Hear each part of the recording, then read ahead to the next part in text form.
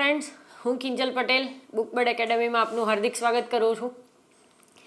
આજે આપણે હમણાં જે એક્ઝામ લેવાની 17 ને 18 તારીખે પીજીવીસીએલની રાઈટ, તો એની અંદર કમ્પ્યુટરના જે પ્રશ્ન પૂછાયા હતા આપણે એ જોઈ લઈએ, અથવા તો એના રિલેટિવ કે ભાઈ આવા પ્રશ્નો પૂછાઈ શકે છે.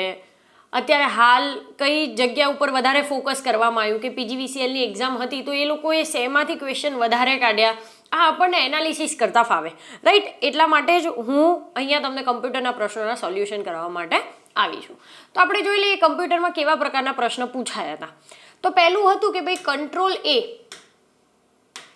કંટ્રોલ એનો ઉપયોગ શાના માટે થાય છે? તો આપણને બધાને જ ખબર છે, પહેલી જ શોર્ટકટ કી છે કે જે બધાએ કદાચ યાદ રાખેલી હશે. મેં તમને ઘણી બધી વાર કીધેલું છે કે શોર્ટકટ કી અને પૂરા નામ, આ બે વસ્તુ કમ્પ્યુટરમાં હંમેશા પૂછાય જ રાઈટ. અને એ ઘણા બધા છે. શોર્ટકટ કી પણ બહુ બધી છે, વર્ડ, એક્સેલ અને પાવર પોઈન્ટની જોવા જાઓ, વિન્ડોઝની જોવા જાઓ તો, અને પૂરા નામ પણ બહુ બધા છે. પણ આપણે ટ્રાય એવો કરવાનો કે આપણને મેક્સિમમ એ યાદ રહે, કારણ કે આપણને ખબર જ છે કે આમાંથી તો એક્ઝામમાં પૂછાય જ છે. જે ખબર જ નથી હોતી કે આમાંથી પૂછાય છે કે નથી પૂછાતું, એની પાછળ આપણે બહુ બધો ટાઈમ વેસ્ટ કરીએ જ છે રાઈટ. તો ખબર જ છે કે આમાંથી પૂછાય છે તો પછી એના ઉપર થોડું વધારે ફોકસ કરવું વધારે જરૂરી છે. તો હવે આપણે આના પર જ વાત કરીએ.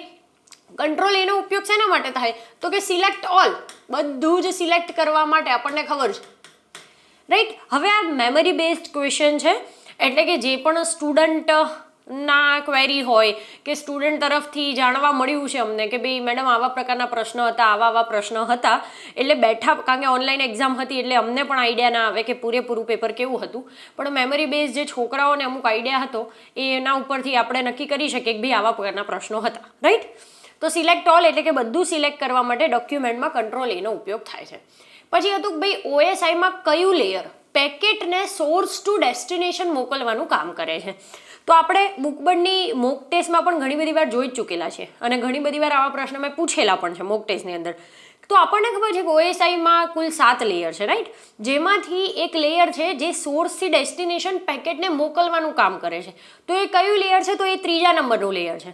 અથવા તો આઈ થિંક પ્રશ્ન એવો પણ હતો કે ભાઈ ઓએસઆઈમાં 3જા નંબરનું લેયર કયું છે, પણ ઇનશોર્ટ કે 3જા લેયરના રિલેટેડ જ એક પ્રશ્ન હતો જે આવી રીતે કંઈક નક્કી કરી શકાય ભાઈ પેકેટને સોર્સ ટુ ડેસ્ટિનેશન કોણ મોકલે છે, તો એ કયું લેયર છે? તો એ નેટવર્ક લેયર છે.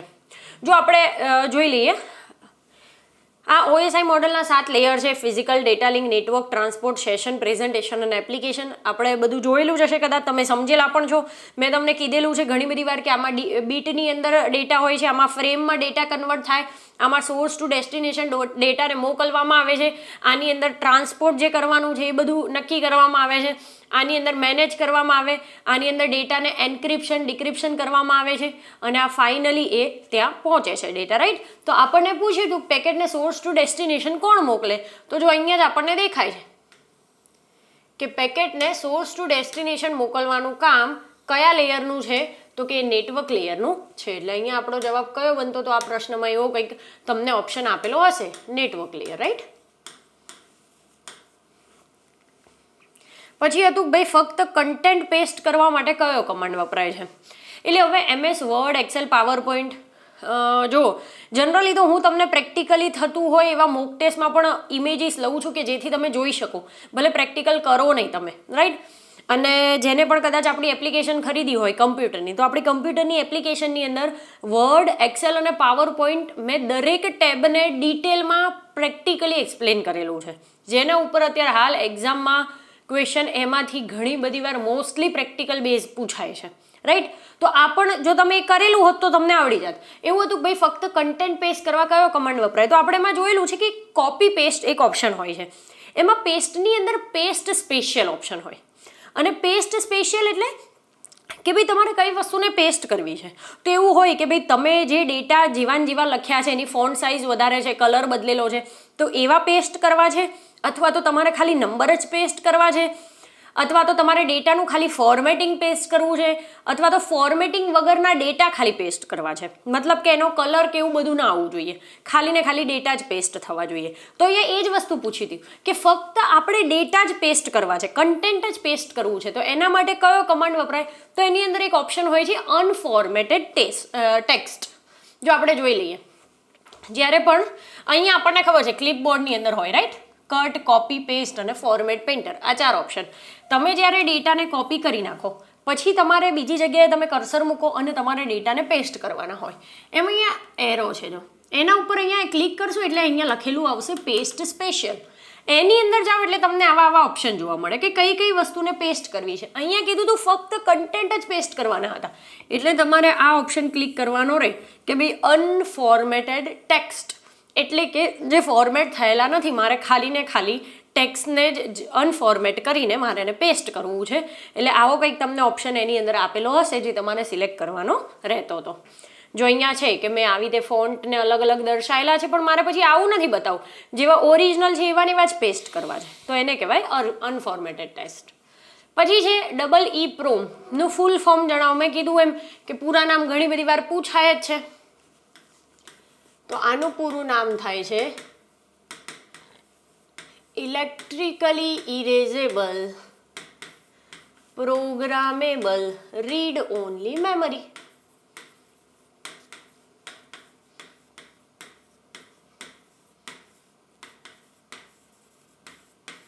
આપણને ખબર જ છે રાઈટ કે રોમના ઘણા બધા પ્રકાર છે, આપણે શીખેલા છે કે પ્રોમ છે, EEPROM છે, EEPROM છે, UVEPROM છે, એવી રીતે સામે રેમ છે જેના 2 પ્રકાર છે, SRAM અને DRAM. એટલે આમાંથી આ એક પૂરું નામ આપણને પૂછવામાં આવ્યું હતું ત્યારે. પછી હતું રેમ અને રોમ માટે કયું વિધાન સાચું અથવા તો ખોટું છે. એટલે એમને કંઈક ઘણા બધા વિધાન આપેલા હતા રેમ અને રોમ અકોર્ડિંગ, કે ભાઈ રેમ ઝડપી છે અથવા તો કીધું એક ભાઈ રોમ ઝડપી છે. પછી કે પેલું ડેટાને રીડ અને રાઇટ બંને કરવા માટે વપરાય છે, જ્યારે પેલું ફક્ત ડેટાને રીડ કરવા માટે વપરાય છે. એટલે આવા કંઈક વિધાન આપ્યા હતા. એટલે એ તો આપણી જોડે વિધાન હોય તો જ આપણે નક્કી કરી શકીએ કે ભાઈ પરફેક્ટ આન્સર કયો હતો. પણ એના માટે તમને જો ડિફરન્સ ખબર હશે તો વાંધો નહીં આવે, રાઈટ. તો આપણે કમ્પ્યુટરની બુકમાં જો કે આનો ડિફરન્સ પણ ડિટેલમાં આપેલો છે. આપણી કમ્પ્યુટરની બુક જે બુકબરની બહાર પડેલી છે મારી, એની અંદર તમને આ બધા ડિફરન્સ ડિટેલમાં જોવા મળે છે. એટલે જો તમે એ વાંચેલું હોત તો વાંધો ના આવત. આપણે જોઈ લઈએ. જો પહેલું છે રેમ છે એ વોલેટાઇલ છે, જ્યારે આ છે નોન વોલેટાઇલ છે. એટલે કે આ અસ્થાયી છે અને આ સ્થાયી છે. આને બદલી શકાય નહીં એમ. રીડ ઓનલી મેમરી, ફક્ત ને ફક્ત વાંચી શકાય. રેન્ડમ એક્સેસ મેમરી, વાંચી અને લખી બંને શકાય છે. આમાં ટેમ્પરરી ડેટાનો સંગ્રહ થાય છે, આમાં પરમનન્ટ ડેટાનો સંગ્રહ થાય. આને વાંચવા અને લખવા બંને માટે ઉપયોગી છે, જ્યારે આને ફક્ત વાંચવા માટે જ ઉપયોગ કરીએ છીએ. આમાં ડેટાને સરળતાથી બદલી શકાય છે, જ્યારે આમાં ડેટાને સરળતાથી બદલી શકાય નહીં. નામ ઉપરથી જ ખબર પડે છે રીડ ઓનલી મેમરી, એટલા માટે. ઇલેક્ટ્રિસિટી બંધ કરો તો ડેટા નાશ પામે, અને ઇલેક્ટ્રિસિટી બંધ કરો તો એ ડેટા નાશ પામે નહીં. આ મોંઘી હોય છે, જ્યારે આ સસ્તી હોય છે. આની અંદર MBમાં ડેટાનો સંગ્રહ થાય ઓછો, આની અંદર GBમાં ડેટાનો સંગ્રહ થાય છે. સાદી પ્રક્રિયા માટે જનરલી આનો ઉપયોગ થાય, અને કમ્પ્યુટર જ્યારે ચાલુ કરવાનું હોય ને ત્યારે જે પ્રક્રિયા થાય એની અંદર રોમનો ઉપયોગ થાય છે. આમાં સ્પીડી કામ કરે છે આ, જ્યારે આ ધીરું કામ કરે છે કમ્પેરેટિવ ટુ રેમ, રાઈટ. એટલે તમને વિધાન આમાંથી કંઈક આપ્યા હતા, કારણ કે આપણી જોડે પરફેક્ટ વિધાન ના હોય કે કોઈ સ્ટુડન્ટને યાદ પણ નથી, એટલે આપણે નક્કી ના કરી શકીએ કે કયા ઓપ્શન સાચા અથવા તો ખોટા હતા. પણ રેમ અને રોમ વિશે આપણને એક પ્રશ્ન પૂછ્યો હતો, તો જેમાંથી આ આપણને ખબર હોય તો આપણે જલ્દીથી સોલ્વ કરી શકીએ. પછી હતું કે વેબ બ્રાઉઝરના નામ જણાવો. એટલે અથવા તો નીચેનામાંથી કયું વેબ બ્રાઉઝર નથી અથવા તો છે, એવો કંઈક પ્રશ્ન એ લોકોએ પૂછ્યો હતો. તો એના માટે આપણને મેં તમને ઘણી બધી વાર કીધું છે કે operating system, web browser, search engine, આ બધા તમને થોડાક નામ ખબર હોવા જોઈએ. અને એમાંય જે ઇમ્પોર્ટન્ટ છે એ તો તમારે યાદ રાખવાનું જ. ઇન્ટરનેટ એક્સપ્લોરર છે, ગૂગલ ક્રોમ છે, મોઝિલા ફાયરફોક્સ છે, સફારી છે, રાઈટ. એટલે આ બધા થોડા ખબર હોય તો તમને નીચે ઓપ્શન જોઈને તમે નક્કી કરી શકો કે ભાઈ આ વેબ બ્રાઉઝર નથી. એટલે એવો કંઈક પ્રશ્ન હતો. પછી જે એક કરતાં વધુ ટોપોલોજી ઉપયોગ કરે તેને શું કહેવાય? અચ્છા, આપણે નેટવર્કની અંદર ટોપોલોજી શીખી ચૂક્યા છીએ કે ભાઈ નેટવર્ક એટલે એક કરતાં વધારે કમ્પ્યુટરનું એકબીજા સાથે જોડાણ. શેના માટે? તો કે માહિતીની આપ-લે કરવા માટે થાય. હવે આ એકબીજા સાથે જોડાણ કરવા માટે આપણી જોડે જુદી જુદી પદ્ધતિ અવેલેબલ છે, અને આ જુદી જુદી મેથડને જ આપણે શું કહીએ છીએ? ટોપોલોજી. તો ટોપોલોજી આપણને ખબર છે કે જુદા જુદા પ્રકારની તો છે. બસ ટોપોલોજી છે, રિંગ ટોપોલોજી છે, ટ્રી ટોપોલોજી છે, સ્ટાર ટોપોલોજી છે, મેશ ટોપોલોજી છે. અહીંયા શું પૂછ્યું હતું કે એક કરતાં વધુ ટોપોલોજીનો ઉપયોગ કરે, એટલે કે બધી ટોપોલોજી ભેગી કરે, એને શું કહેવાય? તો હાઇબ્રિડ. હાઇબ્રિડ એટલે ભેગું કરવું, એક કરતાં વધુ વસ્તુ ભેગી કરો ને હાઇબ્રિડ કહેવાય. તો આને આપણે કેવી ટોપોલોજી કહીએ છીએ? તો આને કહેવાય છે હાઇબ્રિડ ટોપોલોજી. એટલે આવો એક પ્રશ્ન હતો.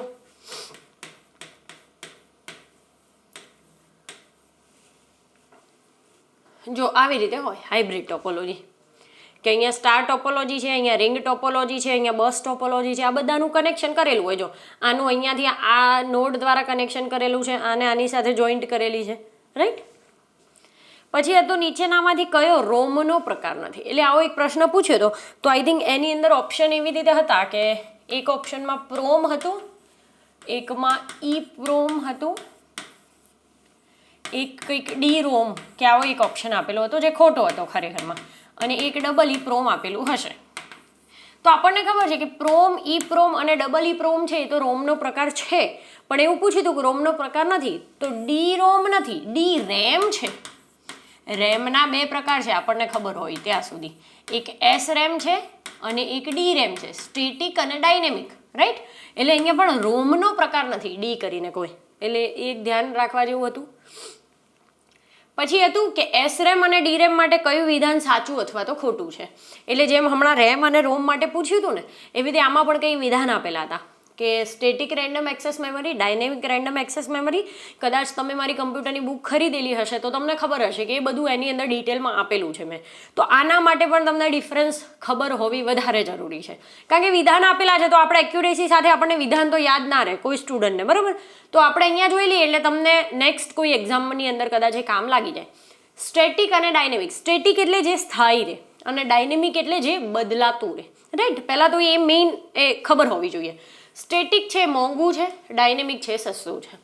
સ્ટેટિક ફાસ્ટ છે જ્યારે આ સ્લો છે. કેમ? કારણ કે પેલું તો સ્થાયી છે, તો ડેટાને એક્સેસ કરવું અથવા તો લખવું ફિક્સ એની જગ્યા પર છે. જ્યારે આની અંદર એ બદલાઈ જાય, હવે ફ્રિકવન્ટલી એનું એડ્રેસ બદલાતું જાય તો ડેટા રીડ અને રાઇટ કરવું, રાઈટ, તો એની અંદર અહીંયા તકલીફ થાય, એટલે કે એ સ્લો છે. આની સંગ્રહ ક્ષમતા ઓછી છે, આની સંગ્રહ ક્ષમતા વધુ છે. આને વારંવાર રિફ્રેશ થતી નથી, કારણ કે પહેલાં જ કહી દીધું સ્થાયી છે, જ્યારે આ વારંવાર રિફ્રેશ કરવી પડે છે. વધારે ઇલેક્ટ્રિસિટીની આને જરૂર પડે છે, જ્યારે આને ઓછી ઇલેક્ટ્રિસિટીની જરૂર પડે છે. અચ્છા, ઇલેક્ટ્રિસિટી વધુ હોય ને એટલે હંમેશા ગરમી વધારે જ ઉત્પન્ન થાય. આ આપણે કદાચ કમ્પ્યુટરની પેઢીમાં પણ શીખી ચૂક્યા છીએ. તો આમ વધારે ગરમી ઉત્પન્ન કરે છે, આ ઓછી ગરમી ઉત્પન્ન કરે છે. આ કેશ મેમરી માટે વપરાય છે, જે આ મુખ્ય મેમરી માટે વપરાય છે, ડી રેમ. એટલે આના અકોર્ડિંગ એ લોકોએ કંઈક વિધાન આપેલા હતા જેમાંથી નક્કી કરવાનું હતું કે કયું વિધાન સાચું છે અથવા તો કયું વિધાન ખોટું છે. પછી હતું પાવર પોઈન્ટમાં હેન્ડઆઉટ માસ્ટર ક્યાં જોવા મળે છે. અચ્છા, હેન્ડઆઉટ માસ્ટર એટલે શું પહેલાં એ નક્કી કરી લઈએ. તો ધારો કે કોઈ પ્રેઝન્ટેશન ચાલી રહ્યું છે, કોઈ પીપીટી, હું મારું પ્રેઝન્ટેશન અત્યારે ચાલુ છે, ઘણી બધી ઓડિયન્સ બેઠી છે અને મારે મારા રેફરન્સ માટે પણ જોવું છે કે કઈ સ્લાઇડ પછી કઈ સ્લાઇડ આવશે. ધારો કે મારે 15 થી 20 સ્લાઇડ શીખવાડવાની છે, તો મને એક સ્લાઇડ પછી કઈ સ્લાઇડ આવશે, હું અત્યારે ચલાવું છું આના પછી કઈ આવશે, મારે એક રેફરન્સ તરીકે ખાલી એક મારી જોડે કાગળિયું રાખવું છે, રાઈટ. તો એ કાગળિયાની અંદર તમે શું કરી શકો, અલગ અલગ સ્લાઇડ હોય ને એને તમે પ્રિન્ટ કાઢી શકો. જેમ કે એક સાથે 1, 3, 5, 9 આવી સ્લાઇડને તમે એક પેજ ઉપર પ્રિન્ટ કાઢી શકો. એટલે તમે ખાલી રેફરન્સ માટે યાદ રાખી શકો ભાઈ આ સ્લાઇડ પછી આ આવશે, આના પછી આ આવશે. અથવા તો સામે ઓડિયન્સને પણ મારે આપવું છે રેફરન્સ માટે કે ભાઈ હું તમને આજના દિવસમાં આટલી વસ્તુ બતાવવાની છું, આ પ્રેઝન્ટેશનની અંદર આપણે આટલી વસ્તુ ચેક કરવાની છે, રાઈટ. તો એના માટે થઈને હેન્ડઆઉટ માસ્ટરનો ઉપયોગ થાય છે. તો આપણને એ કઈ જગ્યાએ જોવા મળે, જો વ્યૂ ટેબ હોય ને એનો, આ પાવર પોઈન્ટ જે આપણે ઓપન કરીએ આને આપણે ટેબ કહીએ છીએ, રાઈટ. એની અંદર આ જે વ્યૂ ટેબ છે, વ્યૂ ટેબની અંદર અહીંયા લખેલું છે જો હેન્ડઆઉટ માસ્ટર. અને જો ઇમેજ પણ એવી છે, તમને કદાચ દેખાતું હશે કે એક પેજ દોરેલું છે અને 6 સ્લાઇડ એની અંદર બતાવેલી છે. એટલે 6 સ્લાઇડ તમે એની પર પ્રિન્ટ કરી શકો એક કાગળની અંદર. એટલે આવું બધું નક્કી કરવા માટે આપણે હેન્ડઆઉટ માસ્ટરનો ઉપયોગ કરીએ છીએ. તો પ્રશ્ન એવો કંઈક હતો કે ભાઈ હેન્ડઆઉટ માસ્ટર ક્યાં જોવા મળે છે, તો આપણને ખબર હોવી જોઈએ કે વ્યૂ ટેબની અંદર જોવા મળે છે. હવે મેં કીધું એમ કે કમ્પ્યુટરની જે એપ્લિકેશન છે એની અંદર આ દરેક વસ્તુ મેં પ્રેક્ટિકલ ચલાવેલી છે. હવે પ્રેક્ટિકલ ચલાવેલી છે એટલે તમે આવું જોયેલું હશે તો એને કદાચ આ ક્વેશ્ચન ઇઝી લાગ્યો હશે. પછી હતું ENIAC કઈ પેઢીનું કમ્પ્યુટર છે, તો આપણને ખબર જ છે ENIAC સૌથી પહેલાં, રાઈટ, ન્યુમેરિકલ ઇન્ટિગ્રેટર. હવે આ ENIACના પૂરું નામ પણ ઘણી બધી વાર પૂછાઈ ગયેલું છે, જે અત્યારે તો તમને બધાને આવડતું જ હશે. આપણને ખબર છે કે ENIAC સૌથી પહેલાં આ કમ્પ્યુટર બન્યું હતું. હવે સૌથી પહેલાં કમ્પ્યુટર બન્યું હતું તો સિમ્પલી લોજિકલી પણ તમે વિચારી શકતા હતા કે ENIAC કઈ પેઢીનું કમ્પ્યુટર હતું, તો પ્રથમ પેઢીનું જ કમ્પ્યુટર હતું. આ કઈ પેઢીનું કમ્પ્યુટર હતું? પ્રથમ પેઢીનું હતું. આપણને ખબર છે કમ્પ્યુટરમાં કુલ 5 પેઢી છે, રાઈટ. પછી છે XML એ કોનું વિકસિત સ્વરૂપ છે? હવે XML એકચ્યુઅલી HTML જે એક ભાષા છે, હાઇપર ટેક્સ્ટ માર્કઅપ લેંગ્વેજ, જેનો ઉપયોગ આપણે શેના માટે કરીએ છીએ? તો કે વેબ પેજ બનાવવા માટે. અચ્છા, આનો કોડ શેમાં લખાય છે? હવે એના રિલેટેડ 2-3 વસ્તુ એક સાથે જોઈ લઈએ, કદાચ પૂછાઈ શકે. નોટપેડની અંદર જ્યારે તમારે એનું આઉટપુટ જોવું હોય તો એ તમને વેબ બ્રાઉઝરમાં મળે. તમારે કોડ લખવો હોય તો એના માટે નોટપેડનો ઉપયોગ થાય અને એનું આઉટપુટ તમને વેબ બ્રાઉઝર ઉપર જોવા મળશે. હવે HTMLનું એક એક્સપાન્ડ વર્ઝન ગણો કે એના પછી જે અપડેટેડ થયું એ હતું XHTML, એક્સટેન્સિબલ હાઇપરટેક્સ્ટ માર્કઅપ લેંગ્વેજ, અને એને આપણે શોર્ટ ફોર્મ તરીકે પછી બનાવી દીધું હતું XML, એક્સટેન્સિબલ માર્કઅપ લેંગ્વેજ, રાઈટ. એટલે એકચ્યુઅલીમાં જે XML છે કોનું વિકસિત સ્વરૂપ છે? તો કે HTMLનું વિકસિત સ્વરૂપ છે. એટલે આવો એક કંઈક પ્રશ્ન પણ હતો એની અંદર. પછી એટલે કુકી રિલેટેડ કંઈક હતું એમ, અહીંયા લખ્યું છે આપણે કુકીની વ્યાખ્યા જણાવો, એટલે કુકીઝ રિલેટેડ કંઈ પૂછ્યું હતું. પેલા બિસ્કિટ નહીં, કુકી એટલે જે બધાને બહુ ભાવતા હોય છે. અહીંયા કુકીની વાત કરીએ તો આ કેવું હોય તો કે એક ટેક્સ્ટ ફાઇલ છે. કુકીઝ કેવું હોય? એક ટેક્સ્ટ ફાઇલ હોય, ડેટા ફાઇલ હોય, જેની અંદર ડેટાને નાના નાના ટુકડામાં વહેંચેલા હોય અને એને સ્ટોર કરેલા હોય. આ એક ટેક્સ્ટ ફાઇલ જ હોય અને નાના નાના ટુકડામાં સ્મોલ પીસ કરેલા હોય ડેટાના અને એને સ્ટોર કરેલા હોય, જેમ કે યુઝર નેમ છે, પાસવર્ડ છે. જો હું સિમ્પલ ભાષામાં સમજાવું તો ધારો કે આપણે ફ્રિકવન્ટલી કોઈ એક જ વેબસાઇટનો ઉપયોગ કરતા હોઈએ, ધારો કે હવે એમાં કેવું હોય, આપણે કંઈક સર્ચ કરીએ છીએ, આપણે કોઈ એક ટોપિક પર કંઈક સર્ચ કર્યું છે, હું સેકન્ડ ટાઈમ એ વેબસાઇટ ઉપર કંઈક સર્ચ કરું તો એના રિલેવન્ટ સર્ચ આપણને બતાવે છે. ખબર છે કે ભાઈ આ વસ્તુ કદાચ તમે સર્ચ કરેલી છે અથવા તો તમે આના રિલેટેડ સર્ચ કરી શકો છો. આપણે જે સર્ચ કરતા હોય ને એના જેવું છે, રિલેવન્ટ સર્ચ બતાવે. એટલે કુકીની અંદર સ્ટોર થઈ ગયું હોય કે તમારે વારે ઘડી એ વસ્તુ લખવી ના પડે. એટલે એની અંદર એક સ્મોલ પીસ ઓફ ડેટાનો સંગ્રહ કરવામાં આવે છે, એને જ આપણે શું કહીએ છીએ? તો કુકી કહીએ છીએ. એટલે એના રિલેટેડ એક ક્વેશ્ચન હતો. પછી હતું કે ભાઈ IBM 1404 કઈ પેઢીનું કમ્પ્યુટર છે? તો આ બીજી પેઢીનું કમ્પ્યુટર છે. જો કમ્પ્યુટરની હિસ્ટ્રી, ઇતિહાસ કહી શકાય, કમ્પ્યુટરની હિસ્ટ્રીમાંથી આઈ થિંક આ એક્ઝામની અંદર 5 કે 6 પ્રશ્ન હતા કે ભાઈ વેક્યુમ ટ્યુબનો ઉપયોગ કઈ પેઢીમાં થયો, ટ્રાન્ઝિસ્ટરનો ઉપયોગ કઈ પેઢીમાં થયો, પછી ENIAC કઈ પેઢીનું કમ્પ્યુટર છે, પછી આ IBM 1404 કઈ પેઢીનું છે, પછી IBM 360 કઈ પેઢીનું કમ્પ્યુટર છે. એટલે આવા આ 5 પ્રશ્નો હતા પહેલાં તો હિસ્ટ્રીમાંથી. આપણને ખબર છે એટલાની જ વાત કરું છું, હજુ બીજા કેટલા હતા એ નથી ખબર. તો આના ઉપરથી તમને એટલી ખબર હોવી જોઈએ કે આ કદાચ તમે જો મારી કમ્પ્યુટરની બુક ખરીદેલી હોય તો મારી કમ્પ્યુટરની બુકમાં પહેલા જ પાના ઉપર પહેલું આમ એક પેજ છે 1 નંબરનું, અને બીજા નંબરનું જે પેજ છે ને એ બીજા નંબરના પેજ ઉપર જ આ 5 પ્રશ્ન છે. આ 5 પ્રશ્ન બીજા નંબરના પેજ ઉપર છે, ખાલી કમ્પ્યુટરની ચોપડીની અંદર આપણી, રાઈટ. હવે અહીંયા આપણને એ ખબર પડી કે એ લોકોએ છે ને હિસ્ટ્રી ઉપર વધારે ફોકસ કર્યો છે. જોયું તમે, હિસ્ટ્રી વધારે પૂછી છે એ લોકોએ. કમ્પ્યુટરની હિસ્ટ્રીમાંથી 5 ક્વેશ્ચન તો આપણને ખબર છે. એટલે દરેક વસ્તુ એ લોકો અલગ અલગ ટોપિક વાઇઝ પૂછે છે, તો આપણે આ પેપર ઉપરથી એટલું એનાલિસિસ કરી શકીએ કે આની અંદર હિસ્ટ્રીમાંથી વધારે ક્વેશ્ચન એ લોકોએ પૂછાઈ ગયા હતા. એટલે IBM 1404 બીજી પેઢીનું કમ્પ્યુટર છે. પછી હતું IBM 360 કઈ પેઢીનું છે? તો એ ત્રીજી પેઢીનું કમ્પ્યુટર છે. IBM 360 કઈ પેઢીનું છે? ત્રીજી પેઢીનું છે. પછી હતું ભાઈ કઈ પેઢીમાં ટ્રાન્ઝિસ્ટરનો ઉપયોગ થાય? તો આપણને ખબર જ છે, વેક્યુમ ટ્યુબનો પહેલી પેઢીમાં, ટ્રાન્ઝિસ્ટરનો બીજી પેઢીમાં, ત્રીજીમાં IC નો, ચોથીમાં માઇક્રો પ્રોસેસર, પાંચમામાં આર્ટિફિશિયલ ઇન્ટેલિજન્સ, રાઈટ. પછી હતું TCB નું ફૂલ ફોર્મ જણાવો. TCP ખબર છે આપણને, ટ્રાન્સમિશન કંટ્રોલ પ્રોટોકોલ. આ હતું TCB. તો આનું પૂરું નામ થાય transmission control block. Transmission control block, આ એનું પૂરું નામ છે. પછી હતું એક્સેલમાં બુક 1માંથી બુક 2માં ડેટા ટ્રાન્સફર કરવા હોય તો કેવી રીતે કરી શકાય, એવી કંઈક પ્રોસેસ એ લોકોએ પૂછી હતી. હવે આપણને પરફેક્ટ પ્રોસેસ તો યાદ નથી, પણ હું તમને કહી દઉં છું કે ભાઈ કરેક્ટ પ્રોસેસ કઈ છે. તો આપણે છે ને એક્સેલમાં ડેટા કરીને એક ટેબ છે, ડેટા આપણે પ્રેક્ટિકલમાં બતાવેલું છે. એટલે જે લોકોએ કદાચ કોર્સ કરી લીધો છે એ બધાને પ્રેક્ટિકલ વસ્તુ ખબર જ હશે, બરાબર, જો સરખી રીતે ભણ્યા હશો, શીખ્યા હશો તો. ડેટા કરીને એક ટેબ છે, એના પર ક્લિક કરો એટલે સૌથી પહેલું જ એક ઓપ્શન ખુલે છે, ગેટ એક્સટર્નલ ડેટા, એટલે કે બહારથી મારે ડેટા લેવા છે. એની અંદર જાઓ એટલે ઘણા બધા ઓપ્શન આવે છે કે ફ્રોમ એક્સેસ, એટલે કે એક્સેસ ડેટાબેઝ જે છે એમાંથી ડેટા લેવાના છે, ફ્રોમ વેબ એટલે કે ઇન્ટરનેટ પરથી ડેટા લેવાના છે, અથવા તો ફ્રોમ સોર્સ ફાઇલ, આવું બધું હોય છે. એટલે તમે ધારો કે કોઈ એક ફાઇલમાંથી લેવા છે તો એના પર ક્લિક કરો, એમાં બતાવે તમને કે વર્કબુક ફાઇલ છે, વર્કશીટ ફાઇલ છે, એમાંથી સિલેક્ટ કરો એટલે તમે બુક 2ની અંદર ડેટાને લઈ શકો. એટલે એક્સેલની અંદર આપણે એક બુકમાંથી બીજા બુકમાં આવી રીતે ડેટાને ટ્રાન્સફર કરી શકીએ છીએ. પછી હતું કે એક્સેલમાં ફાઇન્ડ એન્ડ રિપ્લેસમાં શું ના હોય, રાઈટ. હવે જો આપણી જોડે આના માટે પણ તમે જેટલું પ્રેક્ટિકલી જોયેલું હશે એટલું જ વધારે ખબર હશે, રાઈટ. તો એક્સેલમાં ફાઇન્ડ અને રિપ્લેસ, હોમ ટેબની અંદર ફાઇન્ડ અને રિપ્લેસ એક છેલ્લે ઓપ્શન હોય છે, રાઈટ. તો એની અંદર કઈ કઈ વસ્તુ હોય છે આપણે જોઈ લઈએ એટલે કઈ નથી એ તમને ખબર પડી જશે. જો ફાઇન્ડ અને રિપ્લેસમાં આ અહીંયા જે છે ને ફાઇન્ડ અને સિલેક્ટ છેલ્લે, રાઈટ.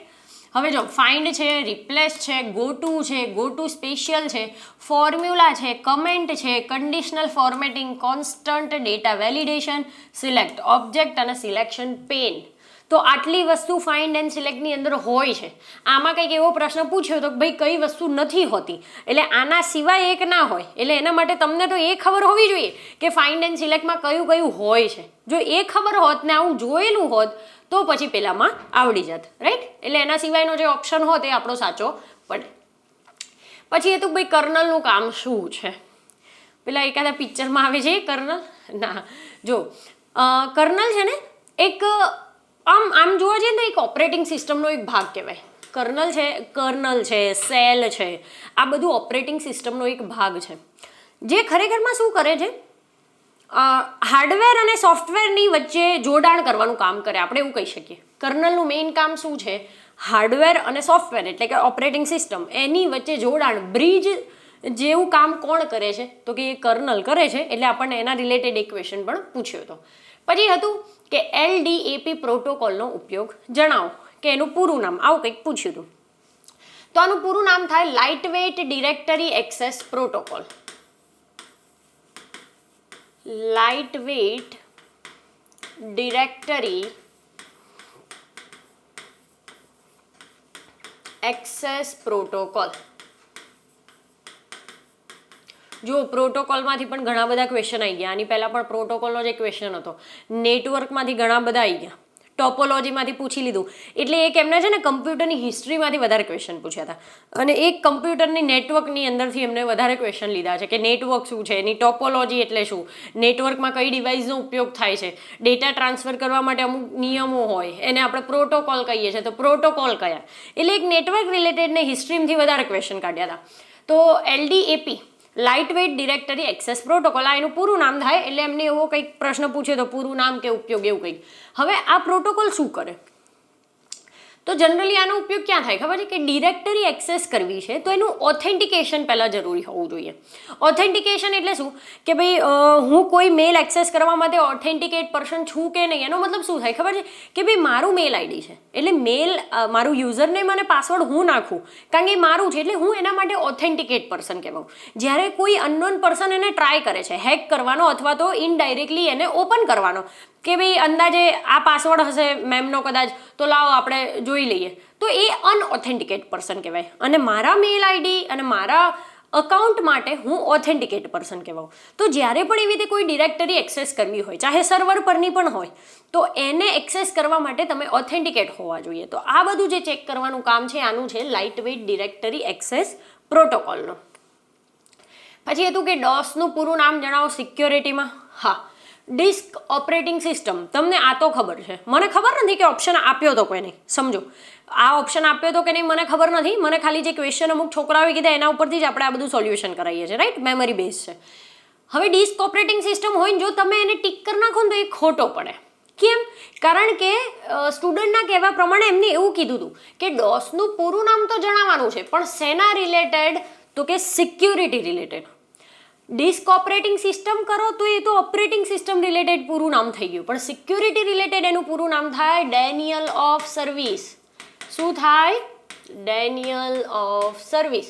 તો કદાચ તમને ખબર હશે કે ભાઈ આની વ્યાખ્યા બિન સચિવાલયની એક્ઝામમાં પૂછાઈ ગઈ હતી કે ભાઈ કમ્પ્યુટર નેટવર્ક કે સિસ્ટમને સ્થગિત કરીને એને નિરુપયોગી બનાવી દેવાનું, એને શું કહેવાય? તો એને ડેનિયલ ઓફ સર્વિસ કહેવાય.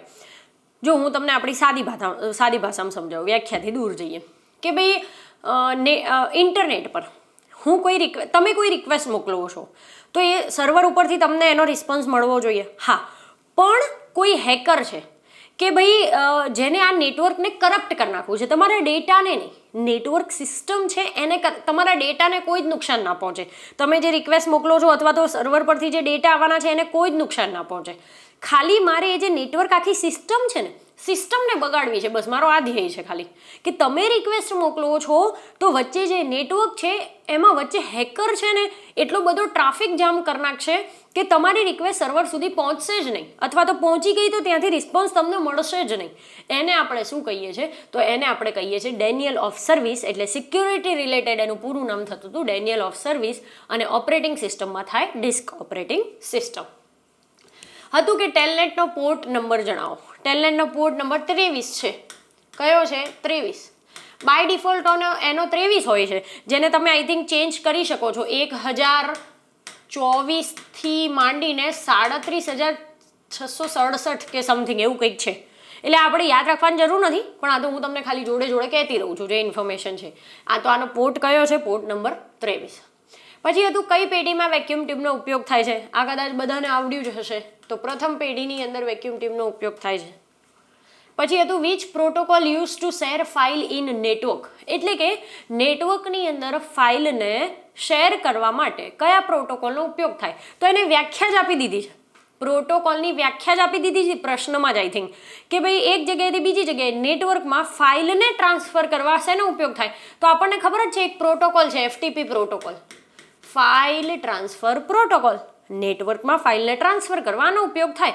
તો પ્રશ્નમાં જ આપણને એની ડેફિનેશન આપી દીધી હતી, એટલે આ એક ઇઝી હતું આઈ થિંક. પછી હતું મર્જ અને સેન્ટર શું કામ કરે? શબ્દ ઉપરથી જ ખબર પડે છે. મર્જ એટલે શું? તો કે ભેગું કરવું. અને સેન્ટર એટલે શું? તો કે કેન્દ્રમાં લખાણને લાવવું. તો મર્જ અને સેન્ટર શું કરે? એટલે એ લોકોએ કંઈક એવા ઓપ્શન આપ્યા હશે. હું ખાલી તમને સમજાવું છું કે આના રિલેટેડ એક ક્વેશ્ચન હતો, બરાબર? આપણને ચોક્કસ તો કોઈ પ્રશ્ન કે કોઈ આન્સર કે આપણને ઓપ્શન ખબર હોય નહીં, એટલે હું ખાલી સમજાવી શકું છું. તો મર્જ અને સેન્ટરમાં કેવું હોય છે હું તમને એક એક્ઝામ્પલથી જ સમજાવું. ધારો કે મેં અહીંયા લખેલું છે કે ભાઈ આઈડી છે, અહીંયા નેમ છે, અહીંયા એડ્રેસ છે અને અહીંયા કોન્ટેક્ટ નંબર છે. હવે આ મને ખબર છે કે પર્સનલ ઇન્ફોર્મેશન છે, ભાઈ આ 5 એક જણની મેં લખી છે, કિંજલ, હિતેશ, અલ્પા, ચાર્મી, જીમિતની. આ જે પર્સનલ ઇન્ફોર્મેશન છે, હવે મેં બધાને 4 ભાગમાં તો ડિવાઈડ કરી લીધા, પણ મારે આ જો વચ્ચે ઉપર એક જ આખી મેં આ 4 કોલમને ભેગી કરી નાખી છે. જોયું? વચ્ચે લીટા નથી દેખાતા તમને, અહીંયા વચ્ચે લીટા દેખાય છે. મતલબ કે મેં 4 કોલમને ભેગી કરી નાખી. ભેગી એટલે મર્જ કરવું.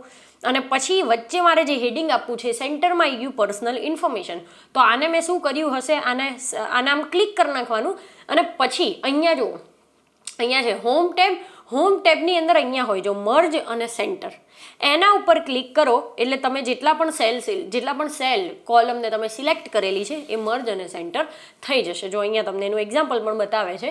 એટલે હોમ ટેબની અંદર અહીંયા મર્જ અને સેન્ટર આવે. તો એનું શું કામ છે? તો કે ડેટા આવી રીતે તમે કોલમને ભેગી કરીને લખાણને સેન્ટરમાં લાવી શકો છો. પછી હતું RAID 0 to 6નું કામ જણાવો. અચ્છા, હવે આ RAID 0 to 6 બધા અલગ અલગ લેયર છે, રાઈટ? આની અંદર કેવું હોય જો કે ડેટા હોય ને, ડેટા અલગ એના RAID 0 છે, RAID 1 છે, 2 છે, 3, 4, 5, 6 આવી રીતે છે. દરેક RAIDમાં જુદા જુદા બ્લોકની અંદર ડેટા સેવ થાય. આપણે જે રીડ અને રાઇટ કરીએ ને ડેટાને, કમ્પ્યુટરમાં મારે રીડ કરવા છે અથવા તો કમ્પ્યુટરમાં રાઇટ કરું છું, તો આપણે રીડ રાઇટ જે પણ ઓપરેશન કરીએ છીએ કમ્પ્યુટરની અંદર, એ રીડની અંદર ઘણા બધા બ્લોક હોય. 8, 10, 12 આવા બ્લોક હોય. બ્લોક એટલે નાના નાના ટુકડા. તમે એવું સમજો, ધારો કે આ RAID છે, બરાબર? નકર કે આ મેડમ શું લાયા બધું નવું. ખાલી હું એક બહુ સિમ્પલ ભાષામાં સમજાવું છું કે ભાઈ અહીંયા બ્લોક 1, 2, 3, 4 આવી રીતે હોય. અહીંયા 5 છે, 6 છે, 7 છે, 8 છે. એટલે આ નાના નાના બ્લોક બનાવેલા છે, એની મેમરીના નાના નાના ટુકડા કરેલા છે. એટલે આપણે જે પણ ડેટા કંઈક રીડ કે રાઇટ કરીએ ને એ બધા અલગ અલગ બ્લોકની અંદર થાય. એ શું થાય? બધા અલગ અલગ બ્લોકની અંદર થાય.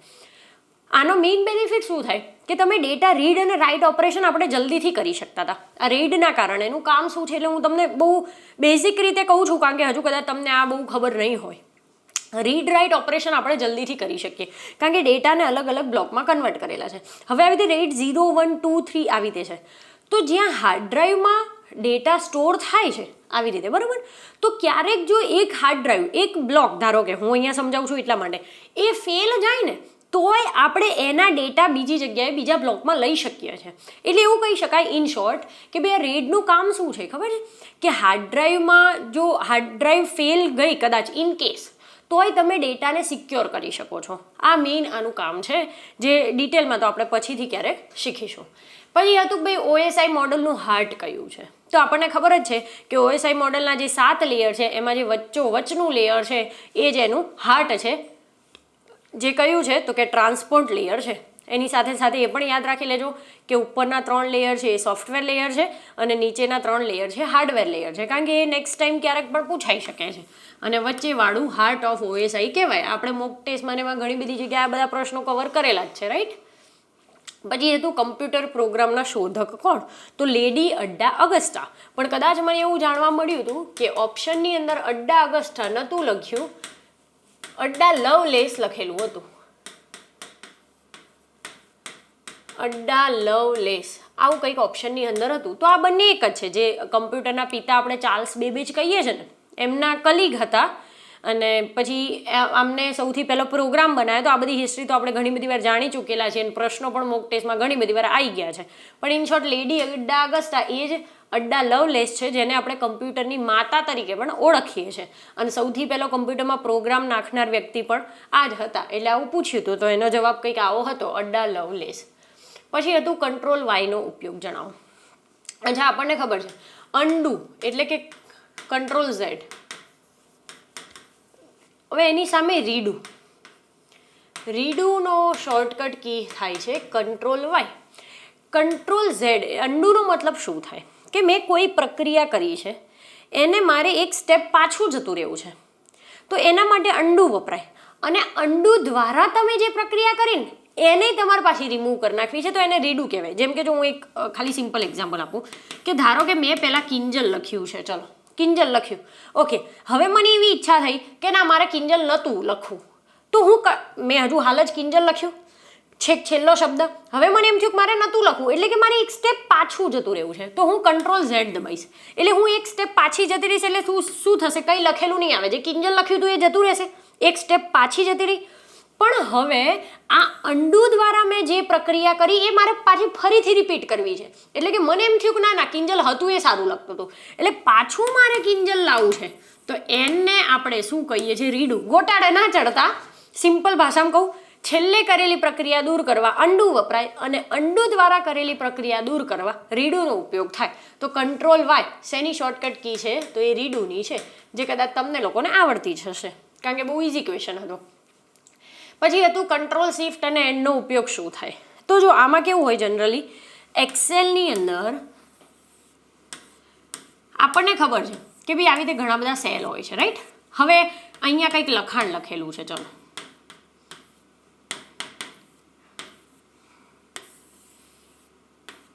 આખી મારી એક વર્કશીટ છે, મેં અહીંયા સુધી લખાણ લખેલું છે. હવે અહીંયા ક્યાંક મારું એક્ટિવ સેલ આ છે, એટલે કે મેં આ સેલ ઉપર ક્લિક કરેલું છે અને હું આવું ક્લિક કરું ને કંટ્રોલ શિફ્ટ અને એન્ડ, તો એનો મતલબ શું થાય ખબર છે. એક તો જો જ્યાં પણ શિફ્ટ આવે એટલે મેં તમને કીધેલું જ છે કે સિલેક્ટ થાય. કંટ્રોલ હોય તો તમે ત્યાં સુધી જઈ શકો. મેં તમને ઘણી બધી વાર હિન્ટ આપેલી છે, શોર્ટકટ કી આવી રીતે ઓળખવાની. કંટ્રોલ ખાલી એકલું જ આપેલું હોય તો તમે અપ ડાઉન રાઈટ લેફ્ટ જઈ શકો. શિફ્ટ આપેલું છે એનો મતલબ કે તમે સિલેક્ટ કરી શકો. હવે અહીંયા જઈ પણ શકો છો અને સિલેક્ટ પણ કરી શકો છો. અને ક્યાં સુધી, તો કે એન્ડ. એન્ડ એટલે શું, જ્યાં તમે ડેટાને લખેલો છે, જ્યાં તમારા ડેટાનો એન્ડ છે. તો અહીંયા મારો ડેટાનો એન્ડ છે, અહીંથી લખતા છેલ્લો એન્ડ આ છે, તો શું થયું, ત્યાં જવાનું અને સિલેક્ટ પણ કરવાનું. એનો મતલબ કે આ બધું સિલેક્ટ થઈ જશે. એટલે કે વર્કશીટમાં સૌથી છેલ્લે જે ડેટા લખેલો હશે ત્યાં સુધીની બધી વસ્તુને સિલેક્ટ કરવા માટે કંટ્રોલ શિફ્ટ અને એન્ડ કીનો ઉપયોગ થાય. એટલે આવી રીતે તમે જો શોર્ટકટ કી તૈયાર કરશો, મેં કીધું એમ કે કંટ્રોલનો મતલબ આ થાય, શિફ્ટનો આ થાય, તો તમે જલ્દીથી એલિમિનેશન તો કરી જ શકશો ઓપ્શનમાંથી, રાઈટ. ચલો પછી આઈપી એડ્રેસનું કામ શું છે? તો આઈપી એડ્રેસનું જનરલી કામ શું હોય કે જેટલા પણ ડોક્યુમેન્ટ અથવા તો જેટલા પણ પેકેટ એક જગ્યાએથી બીજી જગ્યાએ મોકલવાના છે એને કોઈ એક યુનિક એડ્રેસ આપવાનું કામ કોનું છે? તો કે આઈપી એડ્રેસનું છે. એક યુનિક એડ્રેસ આપે જેનાથી આપણે એને ઓળખી શકીએ. એટલે એવું કંઈક આઈપી એડ્રેસ રિલેટેડ ક્વેશ્ચન હતો. પછી જે પેજ લેઆઉટમાં કયો વિકલ્પ જોવા મળતો નથી. હવે આ પ્રેક્ટિકલ બેઝ પ્રશ્ન હતો. પાછો મેં કીધું એમ કે તમે જો એપ્લિકેશન ખરીદેલી હશે અને પ્રેક્ટિકલ જોયું હશે તો ખબર હશે. જો આપણી જોડે આવી રીતે એક ટેબ હોય છે પેજ લેઆઉટ કરીને આવ્યું. એમાં એવું કંઈક પૂછ્યું હતું કે આ જે પેજ લેઆઉટ છે ને એમાં તમને કયો વિકલ્પ જોવા નથી મળતો. તો એના માટે તમને એ તો ખબર હોવી જોઈએ ને કે ભાઈ કયા વિકલ્પ જોવા મળે છે. તો તમે નથી એ કાઢી શકો. શું કેવું કાકા, બરોબર ને? હા. હવે જો અહીંયા માર્જિન લખેલું છે, અહીંયા ઓરિએન્ટેશન લખેલું છે, સાઇઝ લખેલું છે, કોલમ લખેલું છે, બ્રેક, લાઇન નંબર, હાઇફનેશન, આ દરેક વસ્તુ તમને ખબર છે. હવે આટલી વસ્તુ તમે પ્રેક્ટિકલ જોયેલી હોય તો ખબર હોય કે ભાઈ આટલી વસ્તુ હોય છે તો જે નથી હોતી એ તમારો વિકલ્પ મળી જશે. કારણ કે એવું પૂછ્યું હતું કે ભાઈ કઈ નથી હોતી. પછી હતું દસ્તાવેજ આપલે સમયે વપરાતું એડ્રેસ કયું હોય છે? તો આઈપી એડ્રેસ જ હોય. કયું એડ્રેસ હોય? આઈપી એડ્રેસ, જે યુનિક એડ્રેસ આપેલું હોય એ. કઈ મેમરી દરેક કમ્પ્યુટરમાં વપરાય છે કે ભાઈ દરેક કમ્પ્યુટરમાં હોય છે એવું કંઈક હશે તો પ્રાઇમરી મેમરી હોય. બધામાં કઈ હોય? પ્રાઇમરી મેમરી હોય. તે હાર્ડ ડિસ્ક આપણને ખબર જ છે, સી અને ડી આ બધી જે ડ્રાઈવ છે ને એ બધી પ્રાઇમરી મેમરીની અંદર એનો સમાવેશ થાય જ, બરાબર. રેમ હોય, રોમ હોય, આ હાર્ડ ડિસ્ક હોય, એટલે આ બધી તો હોય જ. એટલે આના રિલેટેડ તમને કંઈક પ્રશ્ન પૂછ્યો હતો કે ભાઈ કઈ મેમરી દરેક કમ્પ્યુટરમાં હોય જ છે તો પ્રાઇમરી હોય તો ખબર જ.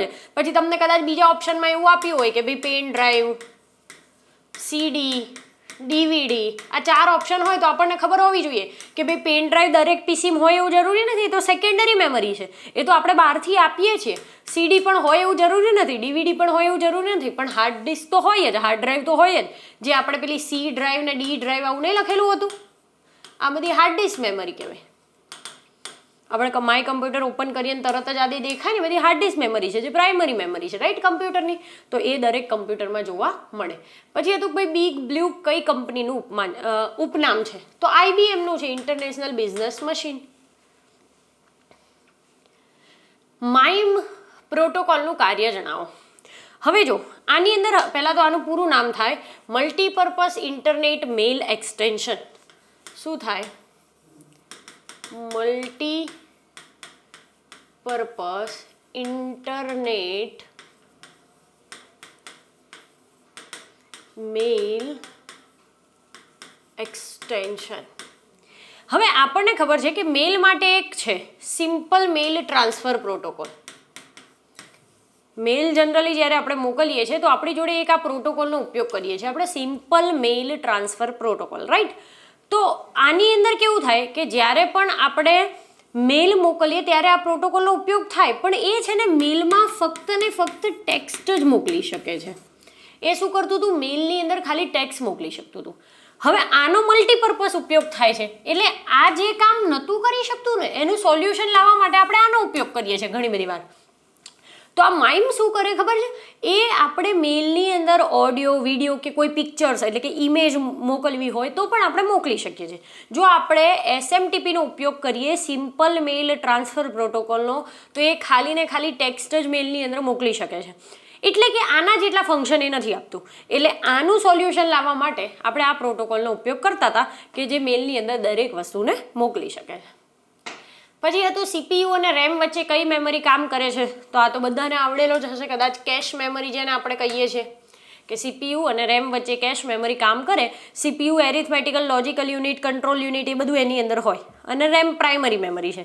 એટલે જ્યારે પણ તમે કંઈ રિક્વેસ્ટ કમ્પ્યુટરને મોકલો છો એ સીપીયુ સુધી પહોંચાડવી છે અને રેમની અંદર ડેટા સ્ટોર થાય તો ડેટા એક જગ્યાએથી બીજી જગ્યાએ મોકલવા તો પડશે ને. જ્યારે તમે રિક્વેસ્ટ મોકલો છો તો એને એક્ઝિક્યુશન કરાવવા મોકલવા પડશે, ત્યાંથી પાછા મોકલવા પડશે.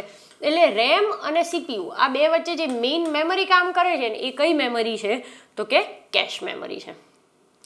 પછી હતું એક્સેલમાં ફંક્શન ઇન્સર્ટ કરવાની શોર્ટકટ કી કઈ છે? એટલે કે તમારે ફંક્શન ઇન્સર્ટ કરવું છે, કોઈ પણ ફોર્મ્યુલા, કોઈ ફંક્શન ઇન્સર્ટ કરવું છે તો એના માટેની શોર્ટકટ કી આપણે કઈ વાપરીએ છીએ? Shift+F3.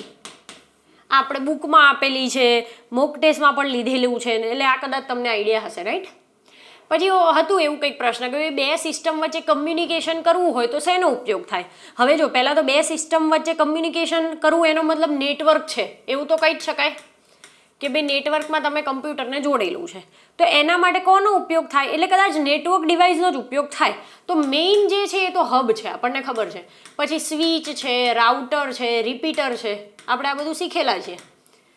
Router, repeater, bridge, gateway, firewall, આ બધી નેટવર્ક ડિવાઇસ છે. તો મેઇન આ છે હબ, કે જે એક મધ્યસ્થ નિયંત્રક તરીકે કામ કરે. જ્યારે એક કરતાં વધારે નોડ એકબીજા સાથે નેટવર્કમાં જોડેલા હોય તો મેઇન હબ દ્વારા એને જોડવામાં આવે છે. એટલે એના રિલેટેડ ઓપ્શન કંઈક આપેલા હશે કે ભાઈ બે સિસ્ટમ વચ્ચે કમ્યુનિકેશન કરવા શું વપરાય, તો કાં તો હબ કે એવું કંઈક તમને ઓપ્શનમાં આપેલું હોવું જોઈએ, રાઈટ. પછી હતું ભાઈ કઈ ટોપોલોજીમાં પહેલો અને છેલ્લો નોડ જોડેલો હોય છે. અચ્છા, આપણે બધી ટોપોલોજી શીખી ચૂકેલા છે અને મેં તમને કીધું કે જોયું નેટવર્કમાંથી ઘણા બધા પ્રશ્નો આવ્યા. પ્રોટોકોલના 2-3 પૂછી લીધા, એમને નેટવર્ક રિલેટેડ પૂછી લીધા, પૂરું નામ પૂછી લીધું અને આ ટોપોલોજી રિલેટેડ ઘણા બધા પૂછી લીધા. એટલે હિસ્ટ્રીમાંથી એ નીકળ્યા ઘણા અને આમાંથી પણ નીકળે. હવે મેસ ટોપોલોજીની અંદર સ્ટાર ટોપોલોજીની અંદર વચ્ચે એક હોય છે અને બધા અડેલા હોય છે. મેસમાં એક કરતાં વધારે નોડ એક કરતાં વધારે રીતે જોડાયેલા હોય છે. રિંગ ટોપોલોજી એવી છે કે જેમાં એક આખી રિંગ જેવું બને છે, એ જેની અંદર પહેલો અને છેલ્લો આ બંને નોડ જોડેલા હોય. તો કે કઈ ટોપોલોજીની અંદર? તો કે રિંગ ટોપોલોજીની અંદર. જો આવી રિંગ ટોપોલોજી હોય, જેને કદાચ આપણે નેટવર્ક રિલેટેડ એક લાઈવ લેક્ચર લીધેલો છે બુકબર્ડમાં. લાઈવ લેક્ચર જ્યારે આપણે ફ્રીમાં યુટ્યુબમાં મૂકેલો છે, એમાં નેટવર્કનો મેં એક આખો વિડીયો અપલોડ કરેલો છે. આપણે એક લાઈવ લેક્ચર્સ જ હતો, એની અંદર આ દરેક વસ્તુ મેં સમજાયેલી છે, એટલે તમે જોઈ શકો છો કદાચ. જો આ પહેલો નોડ હોય ધારો કે, તો 1, 2, 3, 4 અને 5, તો પહેલો અને પાંચમો, પહેલો અને છેલ્લો નોડ કઈ ટોપોલોજીમાં જોડાયા? તો કે રિંગ ટોપોલોજીની અંદર. પછી હતું કે ભાઈ પેજ બ્રેક કરવા માટેની શોર્ટકટ કી જણાવો, તો કંટ્રોલ એન્ટર. પેજ બ્રેક કરવું એટલે શું? ધારો કે મેં કંઈક લખાણ લખેલું છે ઘણું બધું, અહીંયા ઘણી બધી લીટીઓ લખેલી છે, ઘણું બધું લખાણ લખેલું છે, પણ મને એવું થયું કે મારે આ પેજમાં આટલા સુધી જ લખાણ રાખવું છે. હવે પછીનું જેટલું પણ લખાણ છે એ નવા પેજમાં જવું જોઈએ.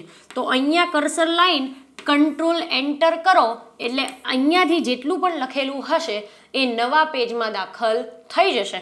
અને તમારે એને પાછું લાવવું હોય તો કંટ્રોલ બેકસ્પેસ. તમારે પાછું જેમ હતું એમને એમ કરી નાખવું હોય તો કંટ્રોલ બેકસ્પેસનો ઉપયોગ થાય, રાઈટ. પછી હતું પાવર પોઈન્ટની અંદર એક સ્લાઇડ ગયા પછી બીજી સ્લાઇડ કઈ રીતે આવે છે ને શું કહેવાય? એટલે જ્યારે પ્રેઝન્ટેશન આપીએ છીએ તો તમને ખબર જ હશે કદાચ એક સ્લાઇડ પછી બીજી સ્લાઇડ આ બાજુથી આવે ને ઉપરથી પડે ને નીચેથી પડે ને ક્રોસમાંથી પડે ને, બરાબર? આમ બધું નહીં, અલગ અલગ જગ્યાએથી પડતી હોય છે આમ સ્લાઇડો. એને શું કહેવાય? તો એને કહેવાય સ્લાઇડ ટ્રાન્ઝિશન. એને શું કહેવાય? Slide transition.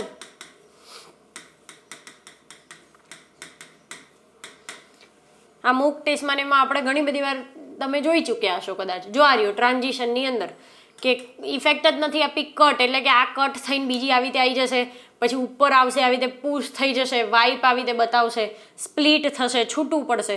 તો એક સ્લાઇડ ગયા પછી બીજી સ્લાઇડ કઈ રીતે અથવા તો જે ઇફેક્ટ સાથે આવે એને શું કહેવાય? તો એને કહેવાય સ્લાઇડ ટ્રાન્ઝિશન. એટલે આવો એક પ્રશ્ન હતો કંઈક. પછી હતું HTTP 511. આ જે સ્ટેટસ કોડ શું બતાવે છે આપણને? તો એ નેટવર્ક ઓથેન્ટિકેશન રિક્વાયર્ડ બતાવે. શું બતાવે?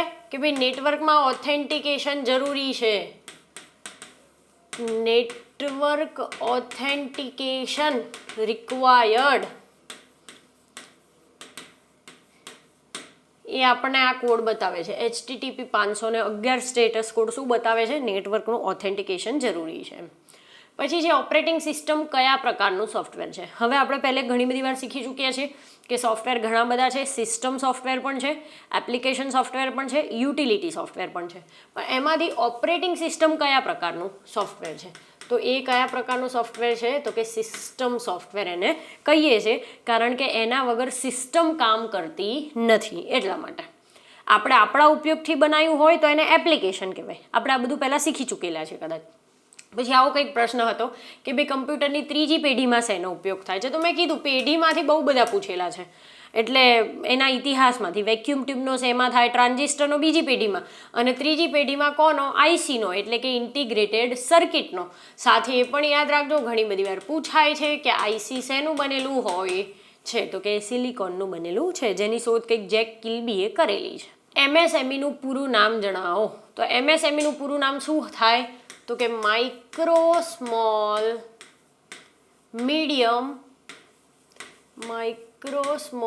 Medium enterprise. એટલે આવો પણ એક પ્રશ્ન પૂછાયેલો હતો કે એમએસએમઈનું પૂરું નામ જણાવો. ઓકે, ફાઇનલી તો જે 17 અને 18 તારીખે એક્ઝામ લેવાની હતી પીજીવીસીએલની, એમાં કમ્પ્યુટરના જે પ્રશ્ન પૂછાયા હતા એ આવા કંઈક હતા. આપણે જે સોલ્યુશન કર્યું એ મેમરી બેઝ ક્વેશ્ચનનું કર્યું છે, જે સ્ટુડન્ટે મને કીધું છે કે આવા મેડમ ક્વેશ્ચન પૂછાયા હતા એના ઉપરથી. એટલે આપણી જોડે ઓપ્શન પણ નહોતા કે પરફેક્ટ આપણી જોડે પ્રશ્ન પણ નહોતા, પણ એના રિલેટેડ પ્રશ્ન હતા અથવા તો આવા પૂછાઈ પણ શકે છે. એટલે આપણે અહીંયા એ વસ્તુને ડિસ્કસ કરી લીધી. તો આશા રાખું છું કે તમને આની અંદર સારી રીતે ખબર પડી હશે. Thank you.